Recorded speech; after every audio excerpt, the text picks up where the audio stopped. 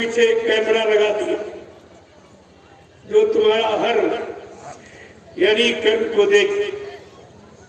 जब इंसान के बनाए कैमरे से आपको डर लगता कि सामने जाएंगे तो सारी सत्यता बता दे। भगवान के बनाए कैमरे में डर है, यानी इंसान के बनाए कैमरे से डरते हो। और ये भगवान का कैमरा, ये जीवात्मा तुम्हारे अंदर ही बैठा है और जो कुछ कर सकते हो सब अंदर मन की प्रेरणा से करते हो और मन की प्रेरणा को अंदर बैठी सब देख रही कि तुमने क्या क्या आदेश मन का माना, फिर मन के कहने पर क्या क्या पाप और बुरा कर्म गुनाह आपने किए। ये सब तुम्हारा लोग, कोई इससे बचने वाला नहीं है। मीरा भाई के गुरु संत रविदास जी, उन्होंने अपनी ज्ञान पोथी में एक भविष्यवाणी बड़े स्पष्ट शब्दों में कहा। क्या लिखा है? भारत में अवतारी होगा जो अति विस्मयकारी होगा, ज्ञानी और विज्ञानी होगा, वो अद्भुत सेनानी होगा।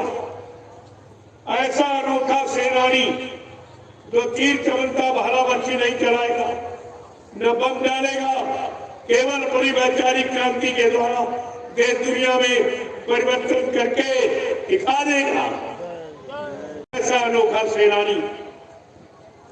और रविदास जी एक बात और स्पष्ट में कह रहे हैं, वो ऐसा अनोखा महापुरुष जो इस धरती पर कभी नहीं आया और एक अनोखा काम, एक ताज्जुब का काम करेगा। क्या करेगा? जीते जी कई बार मरेगा, जीते जी कई बार मरेगा और छन्नम देश में वो विचरेगा। देश बचाने के लिए होगा एक आवाहन, युग परिवर्तन के लिए चले प्रबल तूफान, तीनों ओर से होगा हमला, देश के अंदर तो वही घपला, सभी तरफ कोहराम मचेगा, कैसे हिंदुस्तान बचेगा। आज चारों तरफ से देश घिरा हुआ, इसे कौन बचाएगा? उस आपत्ति से कोई है बचाने वाला? आपको इस पर विचार करना चाहिए। रविदास जी ये भी कह रहे हैं, जिसने भारत मां सताई, जिसने इसकी करी लुटाई, इस भारत मां की ये जय बोल रहे हैं। और कितने अत्याचार, अनाचार और पापाचार, भ्रष्टाचार और कितनी हत्या इसी धरती पर हुई, कराई जा रही, व्यापार किया जा रहा है और ये भारत मां की जरूर है। लेकिन रविदास जी ने क्या कहा? कोई नहीं बचेगा जिसने भारत मां सताई, जिसने इसकी करी लुटाई। क्या कह रहे हैं? नेता, मंत्री और अधिकारी, जब तब नेता शब्द नहीं था, आज सैकड़ों वर्ष पहले आए थे रविदास जी, उन्होंने ये शब्द यानी उच्चारण किया है कि कौन कौन अपराधी होंगे, किनको किनको क्या क्या सजा मिलेगी। कहते हैं नेता, मंत्री और अधिकारी, इनको जान बचाना होगा भारी। एक दिन ये सब छोड़ के मैदान भागेंगे, अपने अपने घरों में छिपेंगे। लेकिन वो महापुरुष क्या करेगा?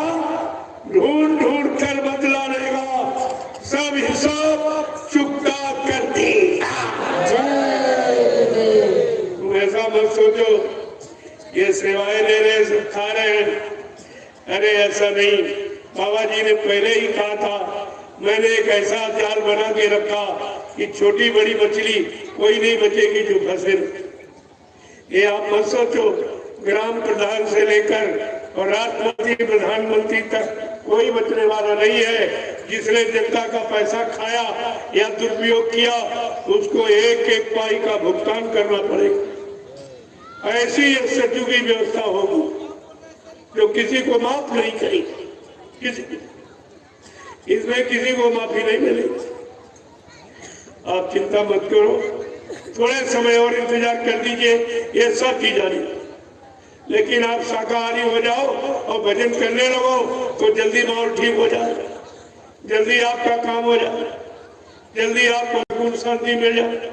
ये दो काम अगर आप हमारी प्रार्थना आप स्वीकार करें कि आप सब परिवार शाकाहारी हो जाए और सुबह शाम एक एक घंटा आत्मा के घाट पर बैठकर भगवान का सच्चा भजन आत्मा से करें। भजन आत्मा से होता और पूजा मन शरीर इंद्रियों से होती। दोनों का काम अलग है। पूजा शरीर मन इंद्रियों से होती है और भजन जीवात्मा से होता, परमात्मा से मिलने वाला। इसीलिए तो आपको सुबह बताया गया था, लेकिन आपके पास कोई बातें नहीं आई, तुम सब भूल गए हो। इसीलिए जब पूजा पाठ करोगे उसका लाभ अलग है, ऐसा नहीं उसका लाभ है, लेकिन उसका लाभ क्या? जब पूजा पाठ तीर्थ व्रत दान होम जब यज्ञ गंगा स्नान करोगे तो मान मिलेगा, सम्मान मिलेगा, सामान मिलेगा। अगर आत्मा से भजन करोगे तो भगवान मिलेगा। ये भगवान मिलने वाली पूजा और वो सामान मिलने वाली, चाहे दोनों कर लो चाहे कर। महात्मा किसी का विरोध नहीं करते, बल्कि दोनों की जानकारी दी। पूजा का अर्थ क्या है? और आप इतने दिन पूजा करते हुए कोई मिला? सच बोला, जिसकी पूजा की है वो मिला आपको? नहीं। पूजा का मतलब क्या? जिसको बुलाया राखी वो मिला? लाउड स्पीकर लगा के बुलाते। ये मुसलमान कितना अल्लाह का हल्ला मचाते और दिन में 5-5 बार नमाज अदा करते और खुदा एक बार भी नहीं बोले, न एक बार इनको मिला और न बोला। ये फिर भी नहीं उस पर विचार करते कि कौन सी नाराजगी है, खुदा क्यों नहीं बोला, बुलाने पर क्यों नहीं मिलता है, हमारे कौन से गुनाह है, कौन से पाप है जिसके कारण खुदा नाराज हो। न ये पूछते हैं न पूछते और चिल्लाने भी पड़े। अब धीरे धीरे चिल्लाते चिल्लाते इनकी आदत बनी और उसी आदत को इबादत मान बैठे, उसी चिल्लाने को पूजा मान बैठे। ये सबसे बड़ी भूल है। तुम पूजा का इबादत का अर्थ नहीं जान पाओ और तभी तुमको जिसकी पूजा की वो मिला नहीं आता। तब ये कुदरत ने फैसला लिया, ये जड़ की वैसे नहीं मानेंगे।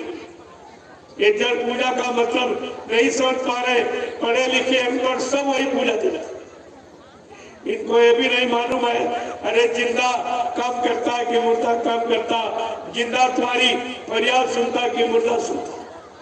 इतनी भी जानकारी इनके पास नहीं और सब ये बिगाड़ करते, सारा बिगाड़, कोई काम नहीं हुआ। तब कुदरत ने अब की बार फैसला ले लिया। क्या ले लिया?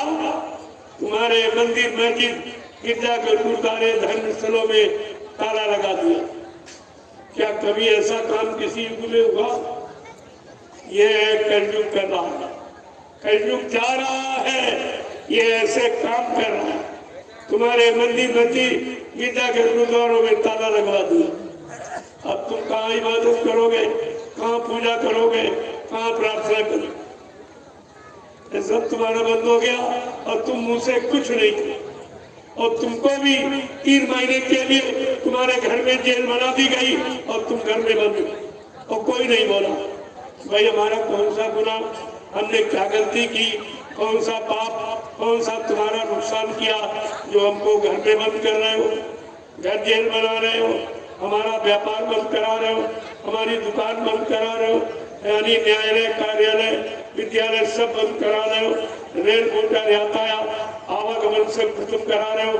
ये कौन सा गुनाह हो गया? लोग कोई नहीं बोला, किसी के मुंह में जैसे जबान ही नहीं। तुम्हारी पढ़ाई लिखाई और बुद्धिमत्ता किस काम की जो तुम्हारे काम नहीं आई? अपने लिए तुम कुछ कह नहीं पाए, कुछ बोल नहीं पाए, तो ये इससे बड़ी और अज्ञानता क्या हो सकती? ये सब तुम्हारे साथ हुआ।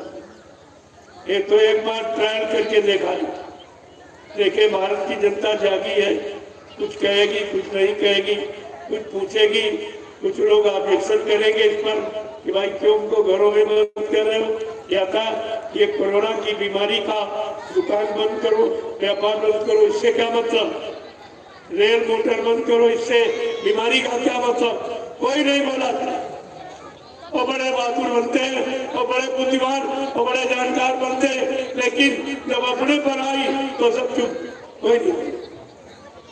कोई नहीं बोला। लेकिन मैंने नहीं बोला, मैं अपना कार्यक्रम नैमिषारण्य में बराबर और आश्रम खुला रहा। हजारों प्रेमी वहाँ रहते हैं, उनके भोजन की व्यवस्था। बल्कि अधिकारी कर्मचारियों ने कहा कि महाराज हमारे यहाँ तमाम मरीज आ गए, आप भंडारे से भोजन भिजवा दीजिए। हमने कहा तमाम भंडारे रहते हैं नैमिषारण्य में, तमाम धर्मशाला बने हैं, आप उनसे कहिए, हम तो अभी 1 साल ही हुआ है यहाँ है। कहा नहीं नहीं कोई नहीं सुनता, आपके पास से काम है, आप कर सकते हैं। हमने कहा रोटी देना तो ये भगवान का काम है, लेकिन अगर आप कहते हो उसी भगवान के काम के निमित्त मेरी जीवात्मा मनो शरीर में बैठी है तो उसके लिए जरूर रोटी मिले। मैं 3 महीने लगातार भंडारे से रोटी बनवा के चारों तरफ अपने लोडर से भिजवाता। 3 महीने लगातार हिंदुस्तान में किसी ने नहीं किया। और 5-7 गाँव में अपने आश्रम के फार्म से मैंने सब्जियां मुफ्त बंटवाई। ये काम किसी ने नहीं किया, सारा कर्मचारी अधिकारी नैमिषारण्य का सब जान गया। और अभी मैंने एक छोटी सी यात्रा निकाली।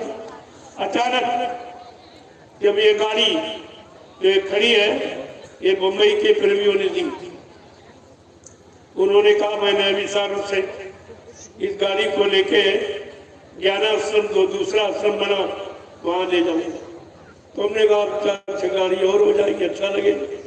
तो मैंने 24 घंटे पहले कहा कि भाई ये गाड़ी यहाँ से ले जा रहे हैं, इनके बाद गाड़ियां सब लोग आ जाओ, एक लाइन बना लो और नैमिषारण्य 20 किलोमीटर वो है, मतलब ज्ञानाश्रम, वहाँ चलिए आओ। अरे सैकड़ों गाड़ियां, इतना बड़ा काफिला 20 किलोमीटर का नैमिषारण्य सद्गुरु धाम से लेकर और गुरुदेव आध्यात्मिक ज्ञानाश्रम मिश्रिक रामशाला सीतापुरानी पहुंच गया। एक ही लाइन लग गई 20 किलोमीटर। इतने ट्रैक्टर, सैकड़ों ट्रैक्टर टाली, सैकड़ों गाड़ियां, हजारों मोटरसाइकिल, हजारों साइकिल, ये सब मतलब यानी वहां से आते से पैदल ही चली। और भीषण बरसात हो रही थी, इतनी भारी बारिश। ये परीक्षा थी प्रेमी कि देखे ऐसी समस्या में कौन शामिल होगा, कौन चलेगा। तो मैंने देखा कोई हटा नहीं, सब भीगते भीगते 20 किलोमीटर आश्रम पर पहुंचे। ये रहस्य देखकर कर्मचारी अधिकारी बेचारे इतने ज्यादा प्रभावित हुए। ये डीएम ने कहा रे भाई आपने कुछ बताया नहीं, हमने बताते तो आप क्या करें। ये 20,000 आदमी रोड पर निकल रहा, आपके पास इतनी फौज नहीं, इतने कर्मचारी नहीं।